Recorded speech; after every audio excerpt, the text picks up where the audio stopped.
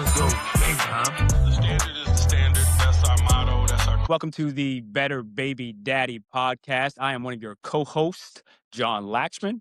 And I am your other co-host, Kelly Burgess. And today we are sitting down with the wonderful Dr. Britnee Weatherspoon. Dr. Britnee, you want to go ahead and open up and tell us a little bit about yourself and why you were on the Better Baby Daddy podcast? Yes, absolutely. Thank you for the opportunity to be here today. Just to kind of share briefly about myself. I am a single mother. I've been a single mother for about almost a decade now. It's about a decade. And in addition to that, it's really being in a position as a woman where I have an educational journey, a professional journey, where I currently serve as a curriculum director on a national level. So I'm doing a lot of work in the education sector. In addition to that, I'm also a college professor where I teach graduate level students. And then I also do some educational consulting work. So I served in a role as an educational consultant for over a decade now, working closely with K-12 schools, predominantly underserved populations.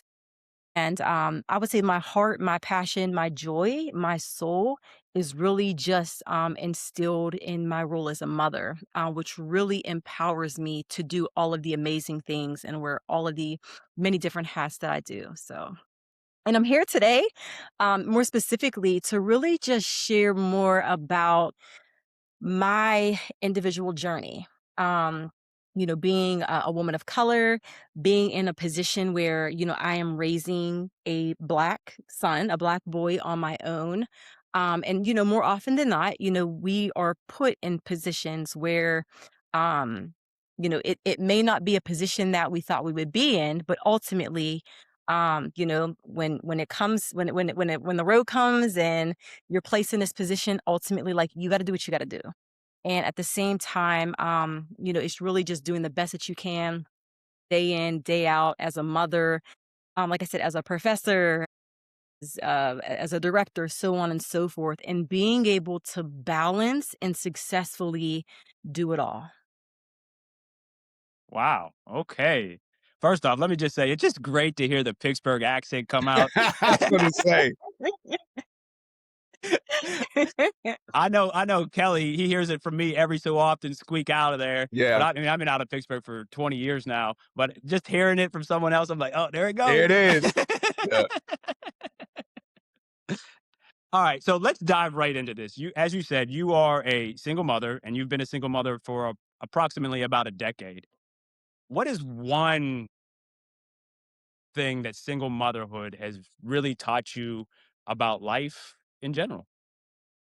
Honestly, I would say the main thing that being a single mother has taught me about life is that you can essentially do it all, right? So I Mhm. feel like being a single mom, more often than not, I was raised, my mother, looking at my grandparents, they were raised in such a way where when you have children, you have to stop doing everything. It's not about your dreams anymore. It's no longer about you.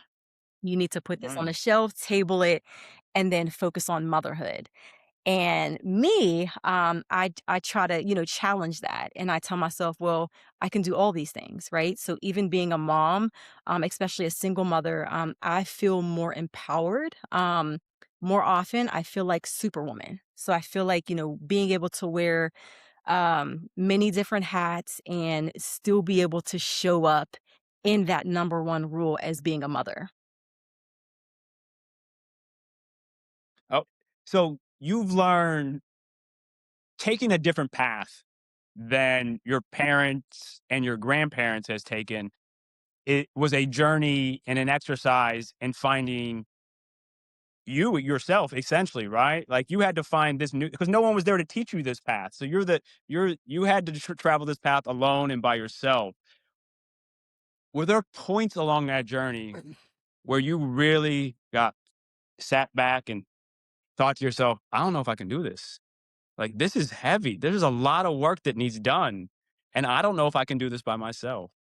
Absolutely. I would say all the time, all the time. Like I said, we're wearing many different hats and there are under certain circumstances, because, like first and foremost, being a single mother, I feel like mentally, like your brain is nonstop. So it never shuts off. Your brain never shuts off. You're always thinking about the next thing and, the list of a million different things that you have to do in terms of like getting your child to school, picking up your child, taking him to practice, volunteering at the school, financially paying for this, traveling. So there's so many different facets when it comes to it. But um, I would say oftentimes it does become challenging. It becomes challenging.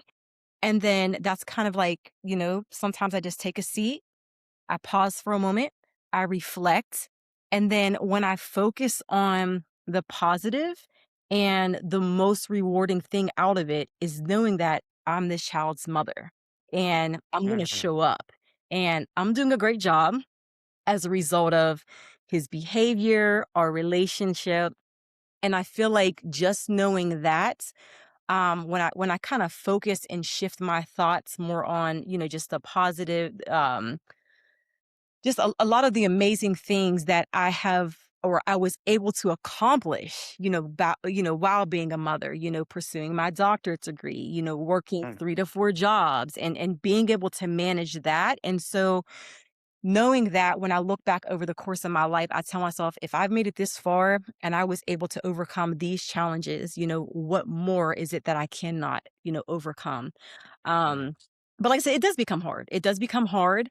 And I would say where it's also challenging is knowing that, me in particular, from my experience, is knowing that as a single mother, there may be instances where an individual may want to show up and support you, right? Family may want to show up and support you, ask how they can help. But this is where I feel as though this is my responsibility. And then my guilt as a mother comes into play. And I tell myself, you know what? I can do this. I don't want to ask for help. I don't want to feel as though I need help because this is my responsibility. This is my role as a mom. Mm. And even it doesn't matter how hard it gets, I can do it. And I'm going to do it well. So on and so forth. Wow, I have so many questions, but I'm gonna let B jump in there. Yeah. Go ahead, B. And I have two. I have two. Mhm. And at the outset, well, first of all, it's nice to meet you. And like I said before, we'd heard a lot about you. And I just appreciate you coming on and being vulnerable and sharing your story. And I had one question about we're shaped by a lot of times we parent how we were parent. And you said an interesting thing at the outset where you had seen your grandparents navigate, I guess, their relationships or parent a certain way, and then you had seen your mom parent a certain way. And so my question is, what helped you break away? And I assume that you kind of saw some things you said, hey, I'm gonna pivot and do it this way. And so what helped you? Was there an event that said, no, I gotta do this a different way, or was it kind of an evolution to that point? But what helped you break away from the way you had seen parenting done in the past? So that's my first question. Yes, I would say what it boils down to is just my spiritual journey. So I'm a Christian, I'm a woman of God. And so I realized that, oftentimes, we have to break the cycle. And Mhm. so just knowing that, I was in a position where, it's a learned behavior. Like I said, I saw my parents, my grandparents, and, to them, this was the right way to do it. This is the only way to do it. This is how you should do it. But I feel as though, I wanted to challenge myself. And I believe in order for me to show up the best way that I can as a mother, I have to be happy within myself. And for me to be happy within myself, I have to be able to pursue, my goals, my dreams, my aspirations. And I think that really motivates me. Is just, I want other women to know that if you're in a similar situation, like you can do it too. Gotcha. Thank you very much. So, you had mentioned also that, hey, it's obvious by your story and your approach that you are not waiting for permission. You're not, looking for some miraculous thing to come and energize you to do what you got to do. You bring a lot of energy and yank to the situation, and so but we all know, and one of the things we preach to the men is it's important that you surround yourself with people that are fit for the journey that you're on. And can you speak to, even though you've done a ton on your own, and you obviously are blazing the past, can you speak to the things that did support you along the way? Whether it was people for the short term or a particular, book or resource that you tapped into that helped you say, "Oh, okay, I can do this next step." Yes, absolutely. Again, going back to my spiritual journey, like I said, I'm being a woman of God, having a really deep, close relationship with God. I feel majority of it stems from that. But even along the way, just connecting with other women in the workforce, especially women of color, minorities, and then seeing them be in a position where ultimately they may want to pursue a certain goal and they feel as though they can't accomplish it, but when I share my journey and my story, it's kind of like that twofold motivative factor. But I would say just between books and people and friends and really just networking and just being in various spaces in which I can be open to just learning about other people's journey. And then even realizing that there may not be another individual that, motivates me or looks up to me. But I think being in a position where if you see others that were once in your footsteps, and I tell myself, how can I empower others? How can I uplift others? How can I be a voice for others to instill that positive intrinsic motivation within themselves? Thank Well, thank you for that part. That was amazing right there. One of the things I want to go back to a little bit is your mindset and some of the things you said that, we generally associate with the masculine. All right. And that's not a knock on you in any sense. And that's just society's view on things. But that part where you said, and I'm paraphrasing here, but I really didn't want help. Yeah, That blew me away yeah. personally. And maybe that's some shortcomings I have in seeing things, how they operate, but or how I view things in this world. But like saying that, you know what? Nah, I got this. This is my responsibility. I'm the one, this is like that extreme accountability thing right there. I'm a big proponent of extreme accountability. Um, so just hearing that, was that something that's always been innate in you or something that you developed over time? Say it's been a combination. It's been a combination, right? So, like even growing up as a young child, like I said, being in a position where like I've watched my mother in her role, I watched my grandparents, but my grandmothers, within their role and how they operated. um, Especially when it came to, fulfilling certain roles. So, differentiating what is the role of a woman, what is the role of a man, wife, husband, vice versa, or so on and so forth. And then I feel like from my personal experiences, meeting individuals, previously being married and, being in a space where, due to our job. So, like, for example, my ex, he had to do a lot of traveling for work. And so, knowing that based on his position and his career path, I was in a position where I automatically had to just step up to the plate and be there. And so, I feel like over time, that eventually became normal for me and for me to wanna do, and you just get used to it, you get immune to it, and then when you Mm, realize over time, once it becomes easier and, at the time, it wasn't too much, I wasn't overwhelmed, I was doing well, then, it becomes part of who I am, and, mhm, like I said, I feel like just over time, it's really just, telling myself that at the end of the day, like being somebody's mother, regardless if this person was present or absent, I still have to show up at least to hold my weight. And even with that, I felt like I carried more weight than what I should have, being in my position as a woman and as a mother. mm. That's great. Yeah, and it leads me to, when we get to the nitty-gritty of parenting and, we talk about, hey, that initial, um, decision or event that makes it evident that the relationship is not gonna work, right? And then there's that place you are as a parent at the beginning of it, and then there's, "Hey, I've evolved to realizing it's just gonna be me, and these are gonna be certain standards."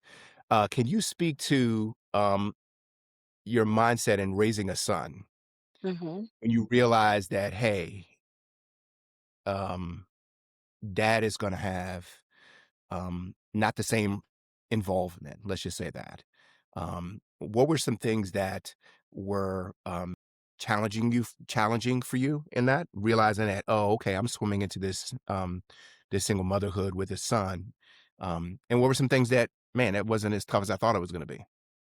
Yes, great question. So I would say for me, first and foremost, what I've realized is once the dynamic changed, and so, once like my son's father was no longer in the picture, we've parted ways, knowing that, I feel like it got easier for me because essentially I realized I'm doing the same amount of work. I'm doing the same things I was already doing when I was in the relationship, right?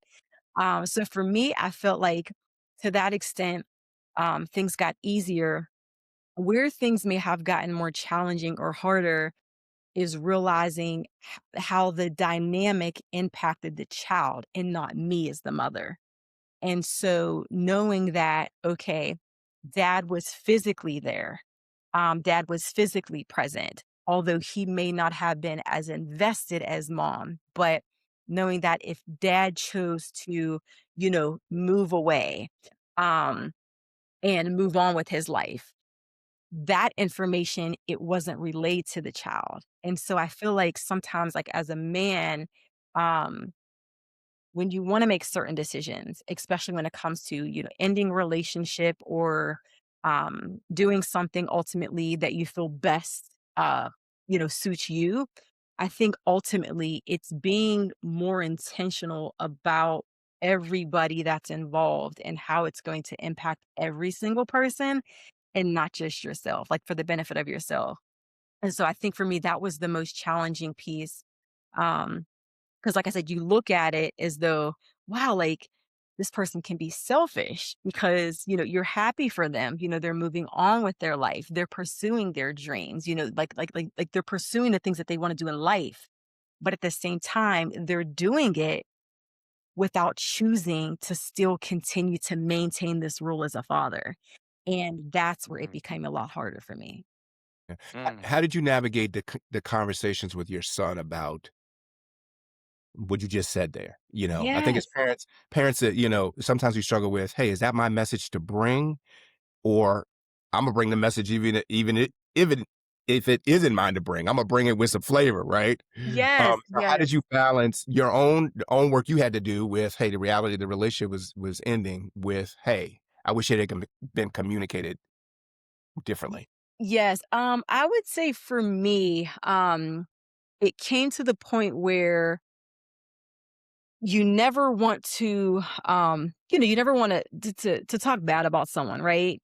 And ultimately knowing that, my son was at a young age, he was 3 years old. And so at that time, he wasn't in a position where I can really hold a conversation with him in which he would truly understand what was happening. But I think for me, ultimately, it was putting myself in a position where I was able to listen to understand, not necessarily like telling him this is what happened, this is the why behind it.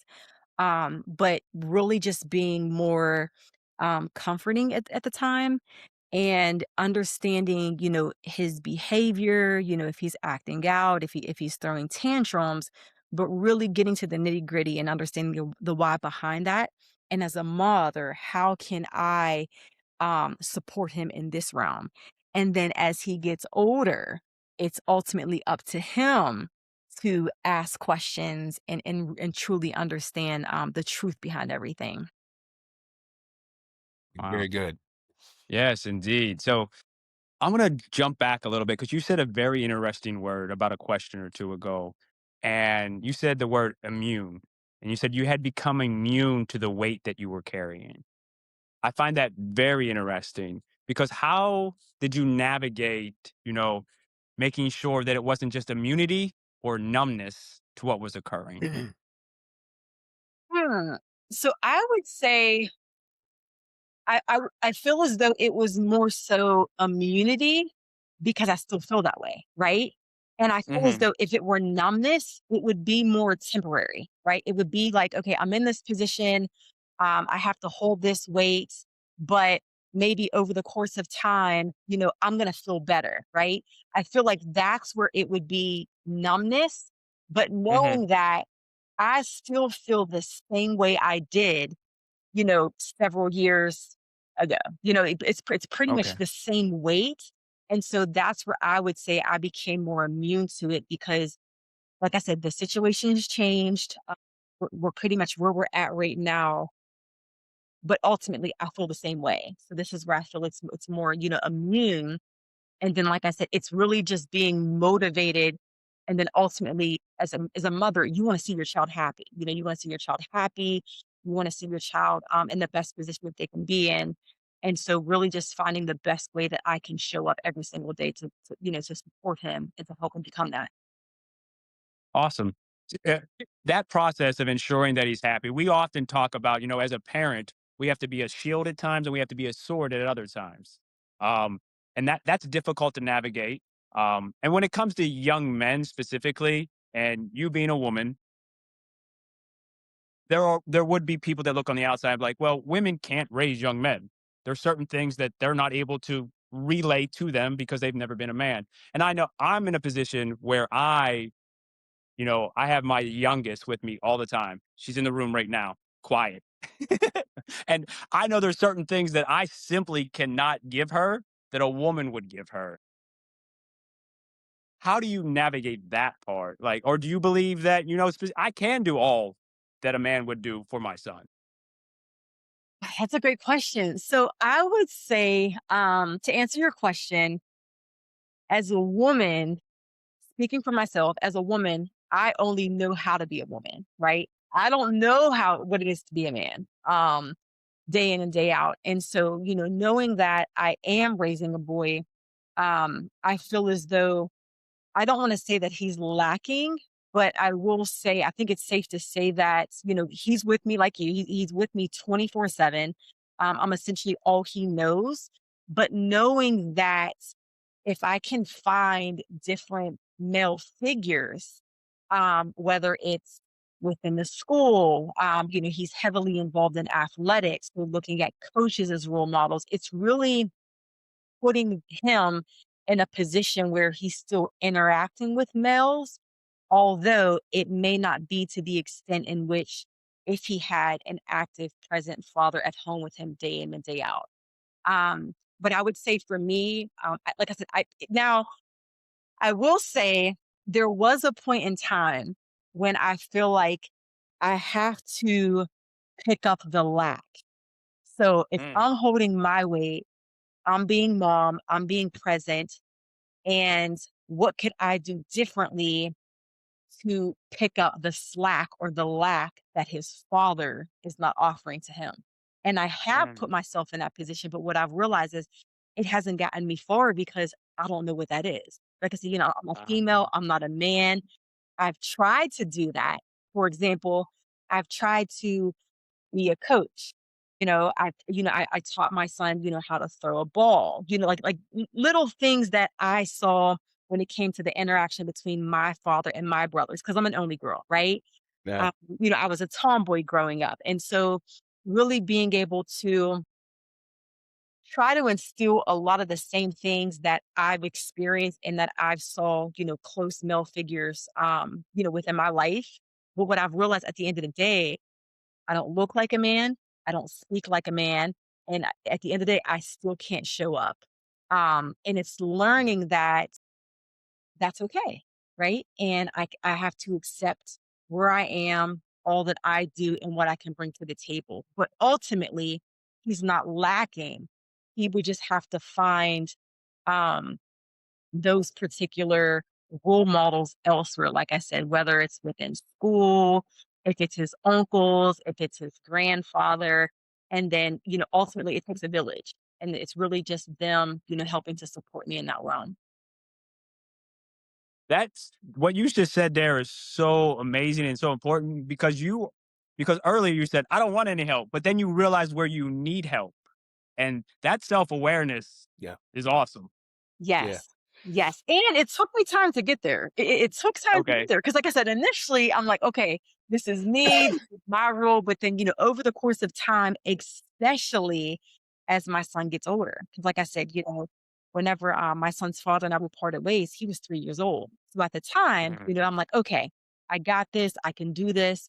But as he gets older, this is when I become to realize, mom, but at the same time, I can't be selfish in a sense where I feel as though he doesn't need to have that male, figure or role model in his life. But then accepting that if you have the support and you have others within my personal space of my life that can provide that, then allow that to be because it's only going to help him and myself in the long Mhm. run. So Yeah, yeah, particularly if that role model is echoing a lot of stuff that you have planted in your son up until this point. When you have a coach, my current wife, similar situation, raised two young kids, and had son and daughter, and had the son in football.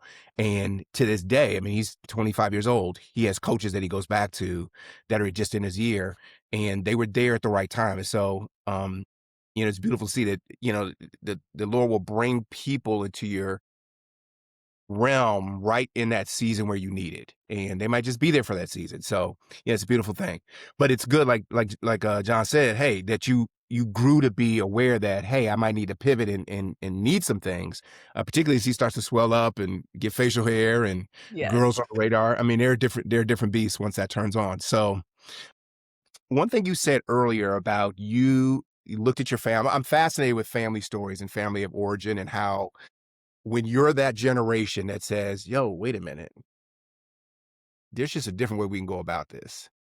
And I'm just going to put shoulder to the plow and make sure from me on, and I might even repeated a lot of that stuff, but from here on out, it's going to be different. What, because you spoke to yourself about being a rule breaker. I can't remember exact terminology you used, rule breaker or curse breaker or something like that, that you were going to be the one. So now you're raising this young man. And what are some things that you are planting in him that 10, 15 years down the road, when he's ready to shoulder being a husband and being a father, that he's able to take that baton and run with him? Absolutely. I would say, and the word that I had used was breaking the chain. And There it is. so Yeah. realizing that, when it comes to just generation after generation, things become monotonous, they become robotic, they become the norm, so to speak. And so I believe for my son, it's instilling within him, most importantly, to love yourself. To love yourself, to respect yourself, and just knowing that if nobody can love you and treat you and respect you any better than you can treat yourself, then it's not worth it, right? So I think for me, it's self love, self respect, and he sees that his mother as a nurturer instills that within him. And so ultimately, my goal is for that to become ingrained. And then to also know that, to never settle. It's okay to say no. It's okay to walk away from certain situations. And let's talk about it. Even when it comes to relationships, like for example, with my family, they were conditioned to stay in toxic relationships or stay in unhealthy marriages for the child. But ultimately, you know, fast forward 10 years later, was that ultimately the best for the child? And so if we can only normalize, knowing when to walk away on out of our own strength and normalize that, for the betterment of ourselves and our children. And I think that's definitely something that I would want my son to know as he gets older. Mm. Very good. One quick question. What is something that, and we talked about this in pre-show, um, that, hey, as a single mom, we speak to, single dads and some dads that have really just mucked up a situation. And what is something that we as men underestimate about the um, impact on single moms when we make decisions to leave or blow the relationship up or just not be as present as we need to be? Yes, I would say it's knowing that their role as a man and they ultimately know, or maybe they don't know, they may or may not know, what it takes to be a father, but to be a male figure in another man's life. And so to choose to walk away, I think it's important to understand that ultimately, by walking away, um, you're only harming the child, right? So, regardless of what the relationship was, how it ended between the two of us, it's knowing that you chose to leave something behind, um, and it's going to be it's either the other person's going to have to pick up the slack, or this is where I've seen, in relationships where maybe, two individuals, they have a child together, they chose to separate, and then they choose not to be that parent. They choose not to be that father, but yet they don't want anybody else raising their child. So if that's the case, then who is supposed to raise the child if they don't want to do it? And Mhm. is it fair to say, oh, well, mom got them? Because that's not fair. And so I think ultimately it's knowing that even if you're in a relationship, and this goes back to what I said previously, if you choose to normalize, walking away from a relationship because it didn't best suit you, didn't work for you, but knowing that you still have a child in your life. So that rule doesn't go away. Your rule as a partner, as a spouse, that may go away, but your role as a parent should never go away. And at the end of the day, you should still be able to maintain that particular rule regardless of the relationship or the situation that you're in. That's it. Well said. Well said. And Very well said. yeah, I might cycle back to that whole, "Hey, nobody else gonna parent my son." But then again, Right. like, it's like, I'm always gonna be dad. right. Yo, appreciate, hey, thanks for bringing Hey, the energy, Dad. Appreciate it. Yeah. well, here's one of the things that, you know, for me, it's very hard for me to wrap my head around um, men that aren't present as long as they are capable and allowed to be present in their children's life. That's very difficult for me to wrap my head around. And no shade to anybody, but to do that, like, where does that stem from? I think of a lot of terms. And then, there's that generational aspect. This is what my dad did. So I don't know what it takes to be a dad. So there's this uncomfortability that I have to lean into to be a parent, and I'm just not good at it. I can't do it. And then I run away from it. So maybe that's one theory, right? And then another theory is, well, I'm just a procreator. I'm just here to do that. The mom got it. And, and society is set up in a way that it's well, not society, biology is set up in a way. You had the child. That's your responsibility. I Hmm. told you not to have the child. There's Hmm. another theory, right? But it's just very difficult for me to just wrap my head around the whole concept of like hands off, because I'm a very involved father, and I would love to be more involved if possible in some instances. Um, so when that occurred for you, like where was your mindset at? Absolutely. And still to this day, I think about that all the time. As I'm like even myself as a mother, I'm like, I could not imagine being a mother and then just walking away and choosing to no longer be a mother.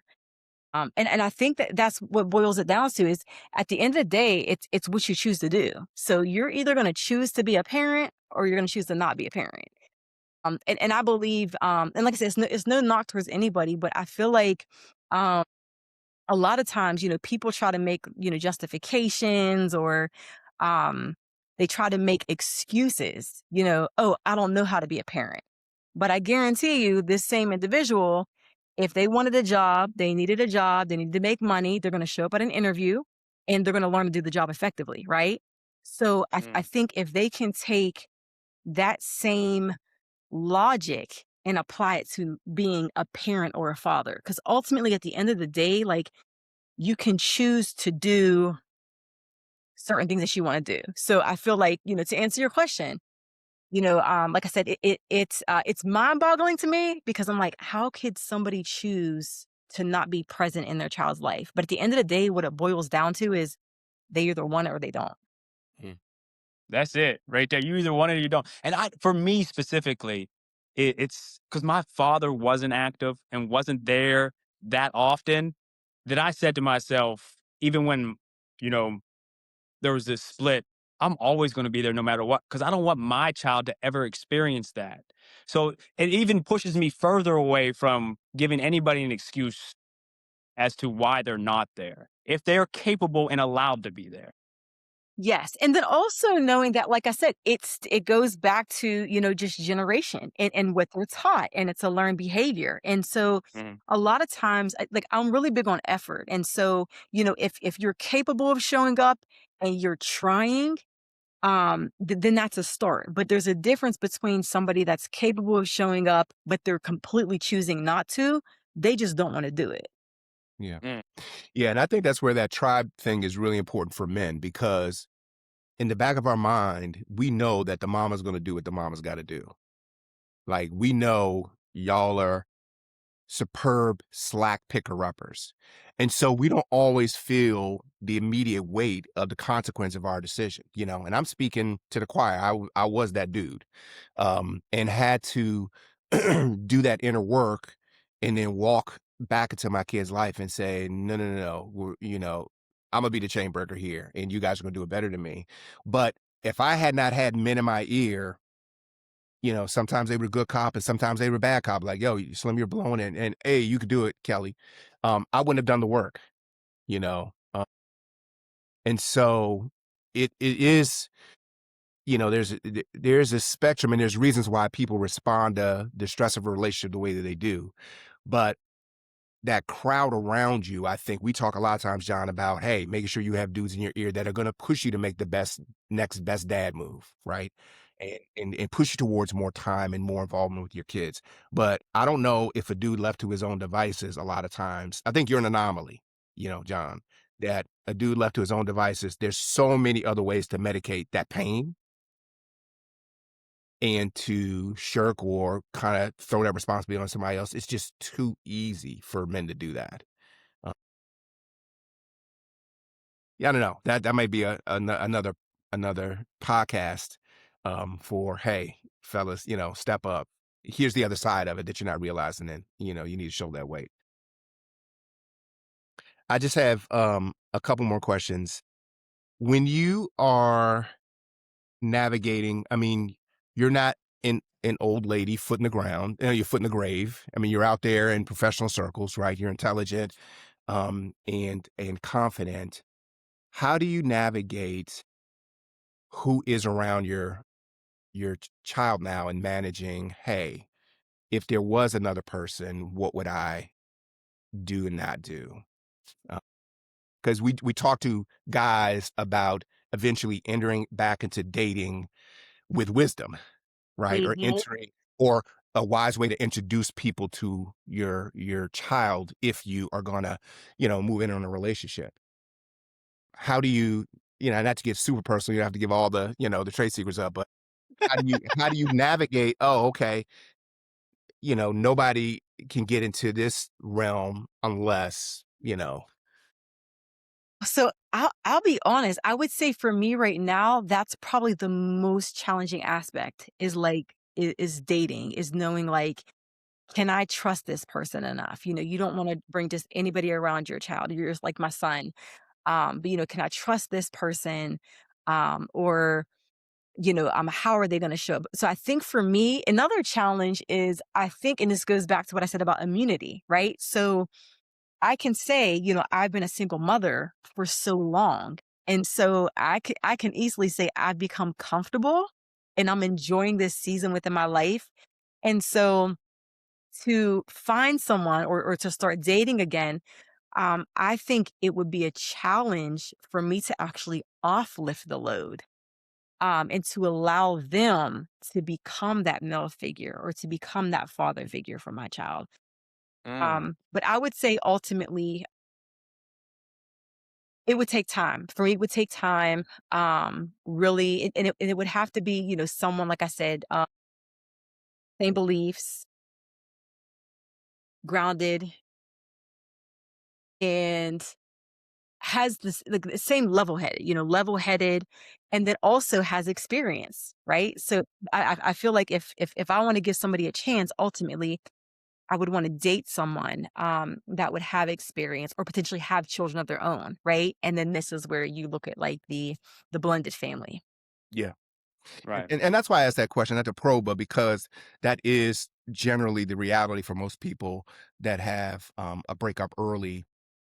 in their child's life, right? It's not uncommon, but entering into that blended thing, and that's one of the messages we have for our guys is like, man, do it like it is not plug and play at all. Mhm.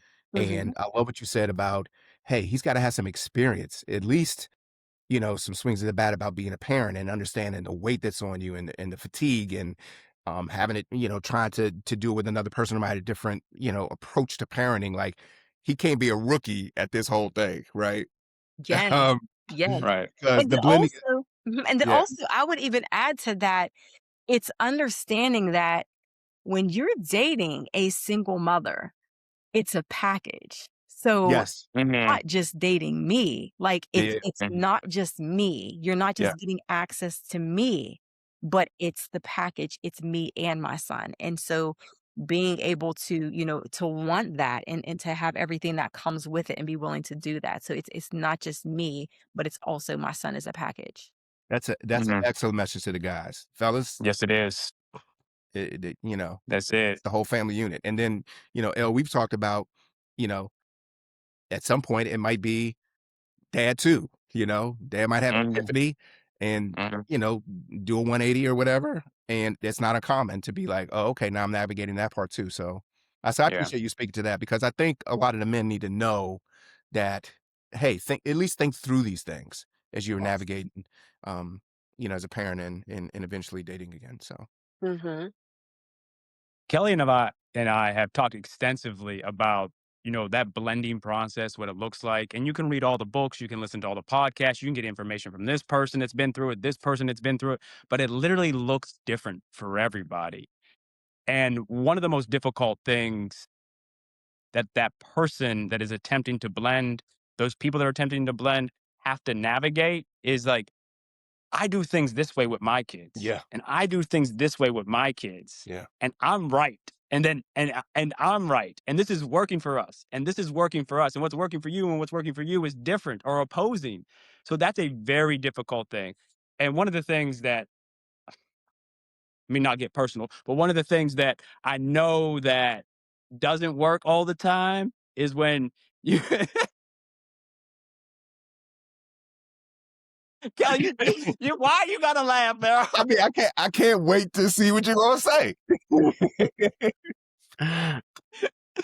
Is that, you know, when that blending starts, pressure builds.